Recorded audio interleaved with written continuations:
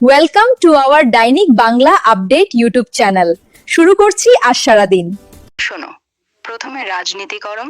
অভিষেক বন্দ্যোপাধ্যায় বারুইপুর থেকে জেলা সফর শুরু করেছেন, বড় সভা করছেন রায়েমপি দিয়ে। শুভেন্দু অধিকারী মালদহের চাঁচলে সভা করছেন। মিথুন চক্রবর্তী উত্তরবঙ্গে প্রচার শুরু করেছেন চৌবিহার থেকে।